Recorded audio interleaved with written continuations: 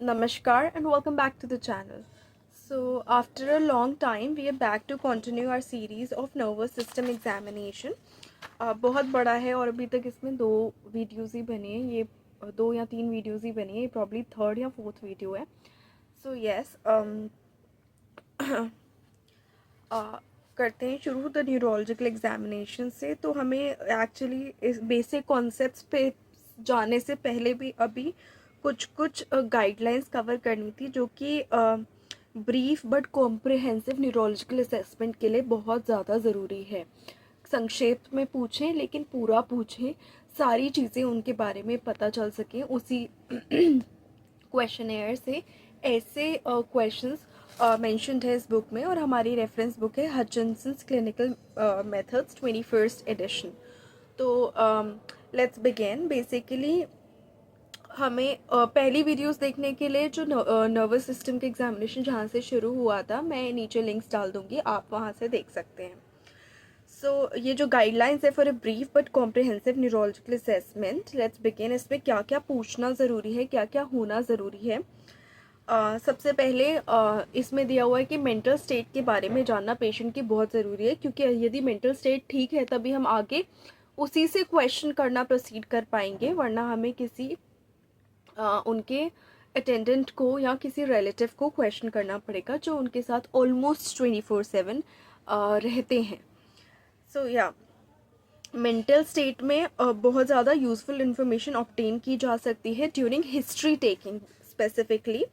And homeopathic point of view से बहुत ज़्यादा ज़रूरी इसलिए भी हो जाता है क्योंकि हर रेमेडी का एक मेंटल स्फेयर होता है फिजिकल सिम्टम्स के साथ. और यदि मेंटल गाइडिंग सिम्टम कोई हमें ऐसा मिल गया जो कि एक पर्टिकुलर रेमेडी को इंडिकेट कर रहा है और साथ में उसके फिजिकल सिम्टम्स भी पेशेंट पिक्चर से मैच कर रहे हैं, तो हमारा प्रिस्क्रिप्शन बहुत अच्छा हो जाता है, जिससे पेशेंट का ठीक होने का जो चांसेस हैं, ठीक होने के जो चांसेस है वो बहुत ज़्यादा अच्छे हो जाते हैं.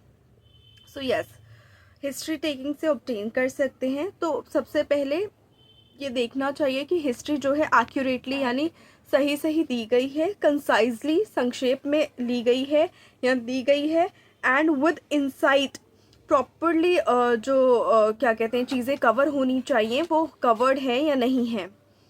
कोई डीप अंडरस्टैंडिंग वाली चीज़ें जो होनी चाहिए थी कि पेशेंट पिक्चर अभी कैसी है वो सारी ली गई हैं या नहीं ली गई हैं, या पेशेंट के साइड से दी गई हैं या नहीं दी गई हैं. ये भी साथ साथ आइडेंटिफाई करना ज़रूरी है कि पेशेंट जो है mentally concrete, mentally and physically definitely, पर यहाँ पे सिंस मेंटल का बात करें, कॉन्क्रीट, सर्क्यूलोक्यूलेटरी या वेग है. कॉन्क्रीट मतलब रियल है, डेफिनेट आंसर्स दे रहा है, इधर उधर नहीं घुमा रहा है. सर्कम लोक्यूटरी यानी वर्ड से ही पता चलता है, सर्कम माने गोल गोल, लोकस माने बोलना, यानी गोल गोल घुमा रहा है पेशेंट, घुमावदार आंसर दे रहा है, पेचीदार आंसर दे रहा है. सही आंसर या तो देना नहीं चाहता है या दे नहीं पा रहा है, दोनों ही कंडीशन हो सकती है. तो वो डिफ्रेंशिएट करना है विद धीरे धीरे क्वेश्चनर के साथ थोड़ा सा अपना दिमाग लगा के डिफ्रेंशिएट करना है कि ये जानबूझ के घुमा रहा है या आंसर्स देना नहीं चाहता, या अपनी सिचुएशन को एग्जैजरेट करना चाहता है, या किसी चीज़ से एस्केप करना चाहता है, तो इसीलिए डॉक्टर से कंसल्टेशन के पास आया है. या फिर पेशेंट जो है वेग है, अनसर्टन है, इनडेफिनेट है, उसको जेन्युइनली नहीं पता कि क्या बोल रहा है क्या नहीं बोल रहा है, कुछ भी बोल रहा है या पता होते हुए भी कुछ भी बोल रहा है, कोई डेफिनेट नहीं हो रहा. तो ये ध्यान रखना ज़रूरी है और ये बहुत ज़्यादा मैटर करता है रेमेडी प्रिस्क्रिप्शन में. पेशेंट की मेमोरी कैसी है, नॉर्मल है, कुछ कुछ चीज़ें याद है, कुछ कुछ भूल रहा है जैसे नॉर्मली होता है, एकदम बहुत ही ज़्यादा इंटैक्ट है कि हर चीज़ एक टाइमलाइन के साथ याद है, पर्टिकुलर याद है, और जो टाइमलाइन है वो सही भी है या नहीं, या बहुत सारी चीज़ें वो भूल गया है. पेशेंट जो है नीटली ड्रेस्ड और वेल केयर्ड फॉर है. इससे बहुत ज़्यादा पता चल सकता है कि पेशेंट का जो केयर हो रहा है वो कैसे हो रही है. मतलब सिर्फ दवाई नाम के लिए दे दी जा रही हैं, क्या उनकी हाइजीन का ध्यान रखा जा रहा है, या वो खुद इस केपेबल हैं कि वो अपनी हाइजीन का ध्यान रख सकते हैं. क्योंकि हाइजीन अगर गड़बड़ होगा या अगर क्लीनलीनेस नहीं होगी तो इन्फेक्शंस के चांसेस और बढ़ जाएंगे, तो एग्जिस्टिंग सिचुएशन जो भी है वो वर्सन ही होगी. देन पेशेंट का बिहेवियर कैसा है, नॉर्मल है, ज़रा ज़रा सी बात पे एंग्री हो रहा है या चुपचाप सुने जा रहा है या आंसर भी कर रहा है या नहीं कर रहा है, या आसपास के साथ लोगों के साथ कैसे बिहेवियर कर रहा है, क्रॉस है, इरिटेबल है, ये सब ध्यान देना बहुत ज़रूरी है। मे बी हम इसको पूछ नहीं सकते बट डेफिनेटली हम उसको ऑब्जर्व ज़रूर कर सकते हैं। पेशेंट जो है एफेजिक है या डिसआर्थरिक है। अब इन दोनों शब्दों में थोड़ा सा फ़र्क है। एफेजिक जब जब होता है पेशेंट, जब एफेजिया हो यानी एक लैंग्वेज डिसऑर्डर हो जो कि डिफ़िकल्टी कॉज करता हो पेशेंट को कम्युनिकेट करने में, अंडरस्टैंडिंग में डिफ़िकल्ट हो सकता है, स्पीकिंग में, रीडिंग में, राइटिंग में डिफ़िकल्टी हो सकती है।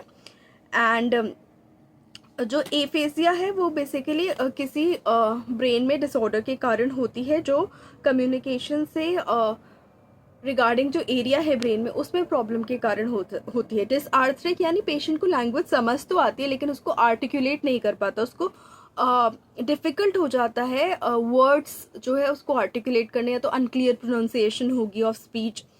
पेशेंट लिंग्विस्टिकली नॉर्मल है, उसको समझ आता है, उसको याद होती हैं चीज़ें, लेकिन जो है वो ढंग से आर्टिकुलेट नहीं कर पाता। और डिसआर्थरिया का जो मेन रीज़न होता है वो ये होता है, बेसिकली एक मोटर स्पीच डिसऑर्डर है जो कि मसल्स यूज फॉर स्पीकिंग को इफेक्ट करता है। मसल्स ढंग से काम नहीं कर पा रही है, मे बी क्योंकि नर्व से रिस्पॉन्स ठीक नहीं है, बट डिसआर्थरिया में गड़बड़ स्पीच मसल्स में होती है। एफेजिया में जो ब्रेन का पार्ट स्पीच से एसोसिएटेड है, जहाँ से अंडरस्टैंडिंग, रीडिंग, राइटिंग लैंग्वेज की होती है, वहाँ गड़बड़ होती है। तो ये दोनों चीज़ों में डिफ्रेंशिएट करना ज़रूरी है कि पेशेंट को समझ आ रहा है और वो बोल नहीं पा रहा है एक चीज़ है, लेकिन पेशेंट को समझ ही नहीं आ रहा, उसको समझ ही नहीं आ रहा क्या बोलना है, कैसे बोलना है, कुछ भी, तो वो एफेजिया कंडीशन में आता है। फिर हमें देखना है पेशेंट कंफ्यूज तो नहीं है, कभी कुछ बोल रहा है कभी कुछ बोल रहा है, अपनी कंडीशन के बारे में ही नहीं, जनरल आप एटमॉस्फेयर के बारे में भी देख सकते हैं कि पेशेंट कंफ्यूज तो नहीं है कि कहाँ क्या है, कैसा है, कब क्या हो रहा है। और ये कन्फ्यूजन हो सकता है ट्रांजिएंट भी हो, किसी स्ट्रेस के कारण भी बढ़ गया हो, डॉक्टर को देख के बढ़ गया हो, और मतलब किसी पर्टिकुलर रिलेटिव के संबंध में आके बढ़ गया हो, या कुछ भी। तो ये ध्यान रखना है कि पेशेंट किसी भी चीज़ में कंफ्यूज्ड तो नहीं है। पेशेंट का जो मेंटल स्टेट जानने का एक और तरीका है कि ये देखना कि पेशेंट अपने आप कमरे के अंदर आपके आ पा रहा है, उसकी वे फाइंड कर पा रहा है या नहीं, कमरे के बाहर जब जा रहा है तो अपने आप जा पा रहा है या नहीं, या उसको कोई आपके रूम के अंदर वॉशरूम यूज़ करना है या कहीं भी कुछ यूज़ करना है तो अपने आप जा पा रहा है, उसकी एक तो वॉकिंग कर पा रहा है और दूसरा है उसका वे फाइंड कर पा रहा है, यानी उसके लिए आसान है ये टास्क या नहीं है, तो इसका भी ध्यान रखना है। उसके बाद ये इंक्वायर करके पता चल सकता है, या एग्जामिनेशन के दौरान जब आप उसको अनड्रेस होने के लिए कहते हैं किसी चीज़ के लिए, तब पता चल सकता है। तो पेशेंट क्या अपने आप ड्रेस और अनड्रेस हो पाता है, अपने आप अपने कपड़े उतार पाता है, अपने आप पहन पाता है या नहीं, इससे मेंटल एंड फिज़िकल कोऑर्डिनेशन का बहुत ज़्यादा अच्छे से पता चल सकता है। नेक्स्ट जो चीज़ हमें ऑब्जर्व करनी है, और वो mostly when patient walks into your room तभी आपको ऑब्जर्व करनी चाहिए, या फिर आपने तब नहीं किया है या मिस किया है तो आप उसको चलवा के दोबारा देख सकते हैं। And this is gait. Gait basically refer करता है कि एक पर्सन का पैटर्न क्या है वॉक करने का, कैसे वॉक करता है, रन करता है या जॉग करता है। तो गेट नॉर्मल हो सकती है, जो नॉर्मल इंसान वॉक करते हैं वैसे, या फिर स्पास्टिक होती है। स्पास्टिक गेट में यानी स्पैज़म से रिलेटेड है, कहीं ना कहीं टाइटनिंग है मसल्स की। तो बेसिकली अ स्टिफ फुट ड्रैगिंग वॉक, एक फुट जो है ड्रैग होगा और स्टिफ रहेगा, मुड़ नहीं पाएगा, caused by a long muscle contraction on one side. एक पैर का कोई लॉन्ग मसल कॉन्ट्रैक्टर है जिसके कारण मसल मूवमेंट वहाँ पे नहीं हो रहा है, इसलिए फुट को ड्रैग करना पड़ रहा है, ये होगी स्पास्टिक गेट। हेमीपैरेटिक गेट हो सकती है, यानी वॉकिंग इम्पेयरमेंट जो मोस्टली पोस्ट स्ट्रोक पेशेंट्स में देखने को मिलता है, यानी एसिमेट्री है associated with external synergy pattern of hip extension, hip extended है, अडक्शन अडक्टेड है, नी एक्सटेंशन है, and ankle planter flexion and inversion है। तो मोस्टली जो पोस्ट स्ट्रोक के पेशेंट्स हैं, जो आप देखते हैं कि टो पे वॉक कर रहे होते हैं अपने, तो वो गेट मोस्टली हेमीपैरेटिक गेट होती है। देन एटैक्सिक गेट तो नहीं है, या पार्किंसोनियन गेट तो नहीं है। पार्किंसोनियन गेट में बेसिकली जो एग्जिबिट करते हैं पेशेंट्स पार्किंसोनिज्म, पार्किंसोनियन डिजीज़ पे, तो ये ऐसा फील होता है पेशेंट्स को उस वक्त कि वो एक जगह पे स्टक हैं, और जब वो इनिशिएट करते हैं एक स्टेप को या टर्न को, और तो उनका फॉल का रिस्क जो है इंक्रीज हो जाता है। क्यों? क्योंकि फीट जो है उनका फ्लैट लैंड होता है on the floor with each step instead of heel. Normally heel पे लैंड होना चाहिए, लेकिन उनका पार्किंसोनियन पेशेंट्स का जो फीट है वो फ्लैट लैंड होता है, तो और उनको ऐसा लगता है एक जगह स्टक है, तो उनके लिए डिफ़िकल्ट हो जाता है एक मूवमेंट्स इनिशिएट करना ही, और इस वजह से उनका जो गिरने का रिस्क है वो बढ़ जाता है। जो एटैक्सिक गेट यहाँ पे मेंशन की हुई है वो बेसिकली एक unsteady vibe based and uncoordinated manner of walking है। क्लमजी होती है, स्टैगरिंग होती है, एंड डेफिनेटली अनकोऑर्डिनेटेड तो होती है। उसमें होता क्या है, बेसिकली जो हमारे जो फीट होते हैं वो थ्रोन आउट होते हैं बाहर की तरफ। पेशेंट रखता है, पहले हील पे रखेगा, फिर टो पे रखेगा, और ये बहुत ज़्यादा डिफरेंस हील और टो में होता है। नॉर्मल जैसे वॉकिंग होती है जिसमें इतना हील टो में इतना डिफरेंस नहीं होता, उनका दिखता है, और वो पैर जो है बाहर को पड़ेंगे एटैक्सिक गेट में। एंड साथ में जब वो पेशेंट खड़ा होगा, ऐसे गेट वाला पेशेंट, तो वो स्वैगर कर रहा होगा, या तो आगे पीछे या साइड बाय साइड, ऐसे देखा जाता है एटैक्सिक गेट वाले पेशेंट में। देन हमने गेट कवर कर ली है, मेजर और भी होती हैं जो आप डेफिनेटली नीचे कमेंट सेक्शन में लिख सकते हैं कौन से गेट के पेशेंट्स आपने अपने क्लिनिक में अनुभव किए हैं या इंटर्नशिप में अनुभव किए हैं, तो वो आप लिख सकते हैं। फिर देखना है कि पेशेंट को फुट ड्रॉप तो नहीं है। फुट ड्रॉप में बेसिकली होता है कि लिफ्टिंग द फुट, ऊपर उठाने में डिफ़िकल्टी होती है, specially the front part of the foot में डिफ़िकल्टी होती है बेसिकली, कि आगे वाले सेक्शन को ऊपर नहीं उठा सकता, वो हमेशा ऐसे रहता है फुट ड्रॉप में। ड्रॉप यानी नीचे गिरा हुआ, तो आगे वाला सेक्शन फुट का ऐसे ही रहेगा, ये देखना ज़रूरी है।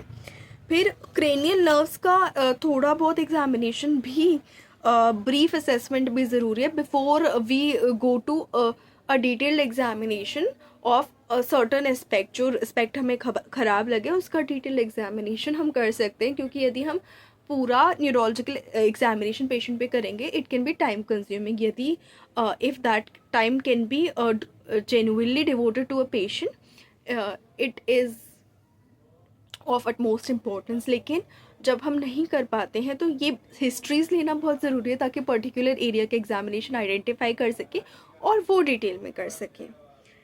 सो क्रेनियल नर्व्स में ऑक्यूलर मूवमेंट्स चेक करने चाहिए, निस्टैग्मस को रूल करना चाहिए। आँखों की दोनों पुतलियाँ एक ही साइड पे तो जा रही हैं या अलग अलग जा रही हैं, ऊपर नीचे जा रही हैं, जो भी ऑक्यूलर मूवमेंट्स में डिफरेंस है वो नोट करना चाहिए। फेशियल मूवमेंट्स, जैसे बंदा आपसे बात कर रहा है तो क्या पूरा मुंह उसका ओपन हो रहा है, या एक ही साइड से वो बात कर पा रहा है, एक साइड को होल्ड करके बात करना पड़ रहा है, ये सब देखना बहुत ज़रूरी है। और ज़रूरी नहीं है कि जब फेशियल मूवमेंट्स जो है ख़राब हों तो कोई नर्वस दिक्कत ही हो सकता है कोई सर्जरी हुई हो, तो पास्ट हिस्ट्री उस वक्त इस लिए भी पूछ लेनी चाहिए कि कोई फेशियल सर्जरी तो नहीं हुई है। जैसे कि कैंसर के पेशेंट्स में बहुत बार होता है कि फ्लैप इधर से उधर लोकेट किया जाता है, तो वो अपना खाने के लिए और बोलने के लिए मुंह पूरा नहीं खोल पाते हैं सर्जरी की वजह से। टंग प्रोट्रूजन देखना है कि टंग पूरा प्रोट्रूड हो पा रहा है, आगे मुंह से बाहर पेशेंट जो है जीभ को निकाल पा रहा है पूरी या नहीं, या कहीं रिस्ट्रिक्टेड है, कोई गांठ है जिसकी वजह से नहीं निकाल पा रहा है, या कोई नर्वस सिस्टम में दिक्कत है। अगर कोई मस्क्यूलर दिक्कत नहीं है, अगर कोई वहाँ पे ट्यूमर नहीं है, तो क्या ऐसी दिक्कत है कोई जो वो आइडेंटिफाई करनी है उस वक्त। पैलेटल मूवमेंट को आइडेंटिफाई करना है कि पैलेट का मूवमेंट ठीक है या नहीं। पैलेट बेसिकली जो टॉप पार्ट है जो इनसाइड ऑफ आपके माउथ का, तो उसका मूवमेंट ठीक, वो ऊपर नीचे ढंग से जा रहा है जब बोल रहे हैं, खा रहे हैं। पूछना भी है और ऑब्जर्व भी करना है, बिकॉज कभी कभी बहुत कारणवश पेशेंट एग्जैजरेट कर सकते हैं, झूठ बोल सकते हैं या नहीं बता सकते हैं, तो तीनों ही या कम बता सकते हैं। सारी कंडीशंस को देखना है, तो इसलिए खुद ऑब्जर्व करना बहुत ज़्यादा ज़रूरी है। फिर आते हैं विजुअल फील्ड्स चेक करना है कि एफेजिया तो नहीं है या फिर कोई अबनॉर्मल विजुअल फील्ड्स तो नहीं है, क्योंकि वो बेसिकली प्रूव हो जाती हैं कि कोई डिजीज़ है अबव टेंटोरियम सेरिबेलाई। अब टेंटोरियम सेरिबेलाई बेसिकली एक ब्रेन स्ट्रक्चर है जो सेपरेट करता है सेरिब्रम को from the cerebellum and is a की पार्ट ऑफ नर्वस सिस्टम। तो एफेजिया कोई अबनॉर्मल विजुअल फील्ड्स इंडिकेट करती हैं कि टेंटोरियम सेरिबेलाई के ऊपर वाले स्ट्रक्चर्स में प्रॉब्लम है। तो क्या पेशेंट में हेमी एनोपिया है विजुअल फील्ड्स के केस में, यानी ऐसा विजुअल फील्ड लॉस होता है जहाँ पे लेफ्ट और right side of the vertical mid line can affect one of both eyes. अब क्या हो रहा है, यानी अगर दोनों आइज के बीच में उनकी respective vertical mid line draw करें तो हो सकता है इस आई के लेफ्ट से ना दिख रहा हो या राइट से ना दिख रहा हो, और इस आई के भी लेफ्ट से ना दिख रहा हो या राइट से ना दिख रहा हो या लेफ्ट से ना दिख रहा हो। तो ये हमें ऑब्जर्व करना है, पूछना है पेशेंट से। और इस कंडीशन को हेमी एनोपिया कहते हैं, जो कि एक या दोनों आँखों को इफ़ेक्ट कर सकता है। यदि हेमी एनोपिया प्रेजेंट है तो वो होमोनिमस है, बाइटेम्पोरल है, यूनिलेटरल है या कुछ और है। अब इस केस में क्या करना है, जो होमोनिमस हेमी एनोपिया होता है तो वो बेसिकली विजुअल फील्ड डिफेक्ट होता है जो कॉज करता है visual loss in either the left और right halves of both the eyes. Homonymous है तो दोनों में ही कॉज करेगा। अब नेक्स्ट टेस्ट ने डिस्क्राइब किया है बाइटेम्पोरल हेमी एनोपिया हो सकता है। तो बेसिकली ये क्या होता है, partial blindness that causes loss of vision in the outer half of both the left and right visual fields. दोनों के आउटर हाफ्स में बाइटेम्पोरल हेमी एनोपिया के केस में विजुअल लॉस हो रहा है। Excuse me. Unilateral hemianopia के case में ये बेसिकली रेयर कंडीशन होती है that occurs when half of the optical nerve in one eye is damaged.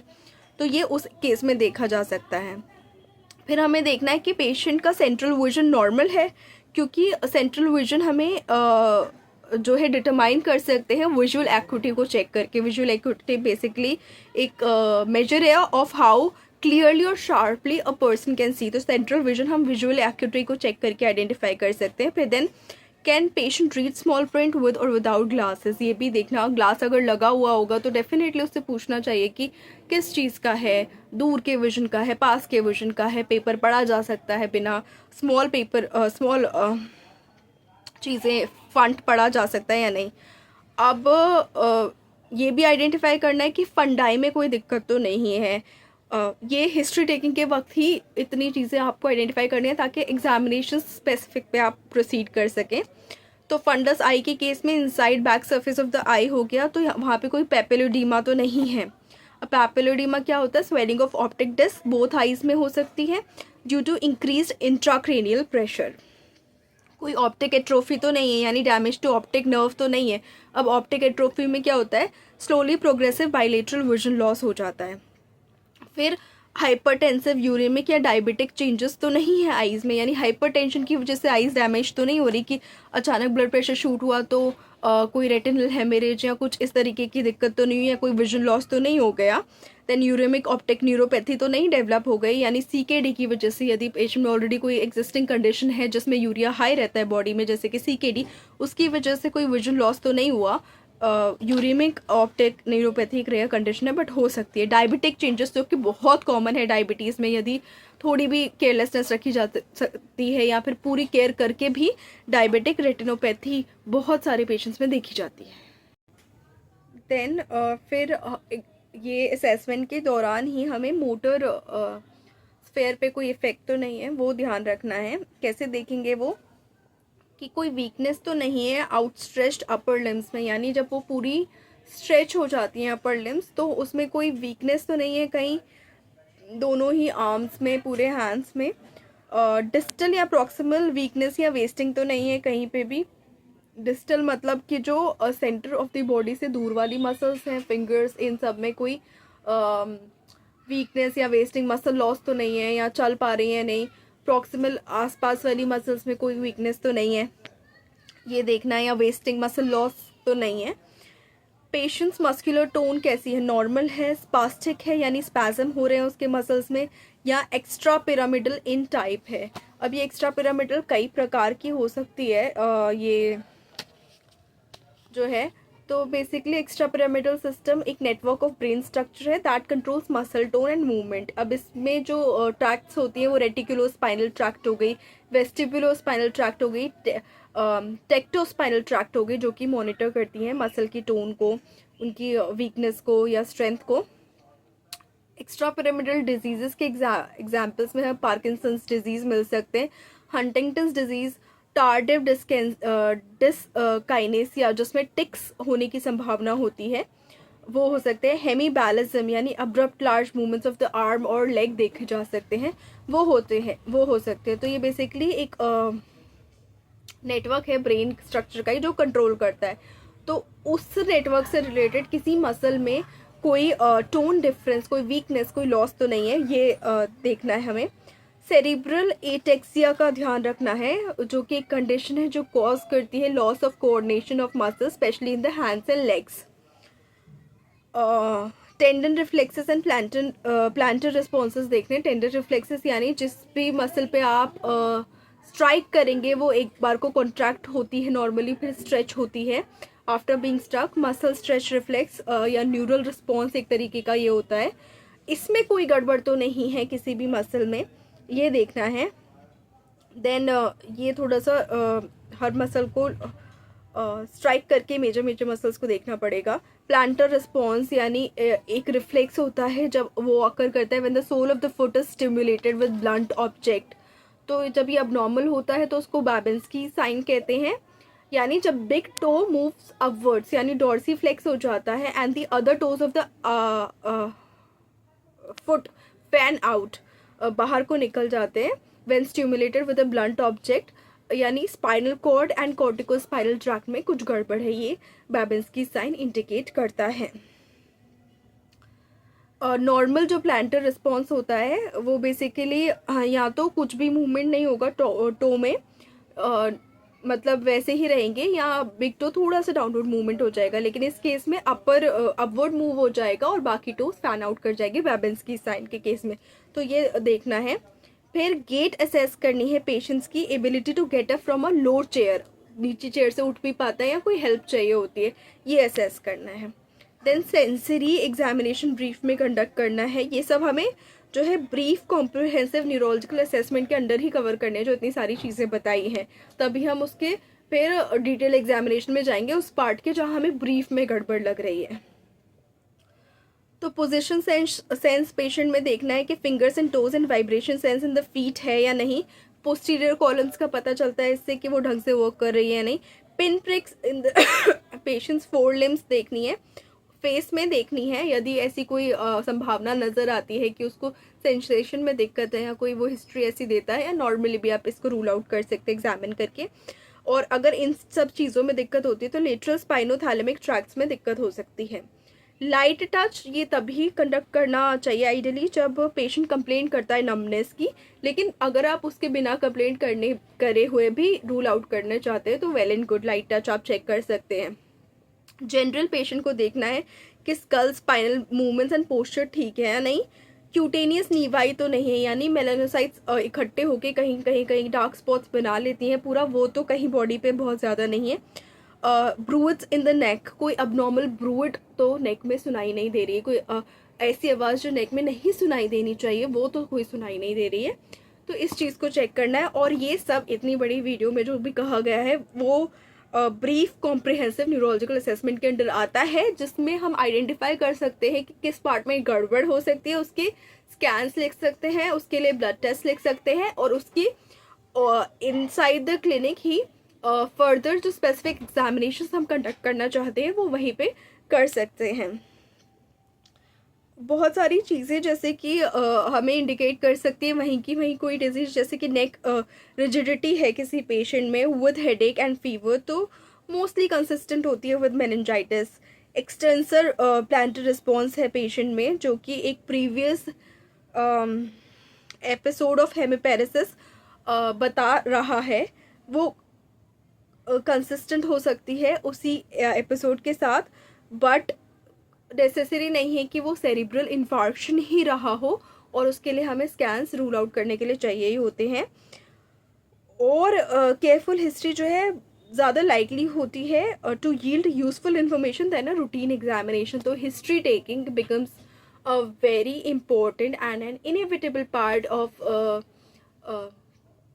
Patients case picture और पेशेंट्स डिजीज़ पिक्चर बेसिकली, क्योंकि एक तो जनरली भी बहुत ज़रूरी है, बाकी आगे उसकी प्रोग्नोसिस डायग्नोसिस के लिए। दूसरा, अगर होम्योपैथिक पॉइंट ऑफ व्यू से देखें तो कहाँ से प्रॉब्लम इनिशिएट हुई, कैसे कॉजेशन क्या रहा उस प्रोसेस का, जो अभी दिक्कत है उस इंजरी का या उस कंडीशन का, वो हमें हेल्प कर सकती है दवाई ढंग से प्रिस्क्राइब करने में। हर एक एस्पेक्ट उसका, हर एक मूवमेंट हमें एस्पेक्ट हेल्प कर सकता है दवाई प्रिस्क्राइब करने में। सो इसीलिए आँख कान और सेंसेस खुले रख के पेशेंट की हिस्ट्री ढंग से लेनी है, specially when you are doing a neurological examination. तो brief comprehensive neurological assessment conduct करना बहुत ज़रूरी है। So that's it for this video. Next में हम बेसिक कॉन्सेप्ट्स, थोड़ा मोटर सिस्टम के बारे में कवर कर, बेसिक कॉन्सेप्ट और मोटर सिस्टम के बारे में होपफुली कवर करेंगे।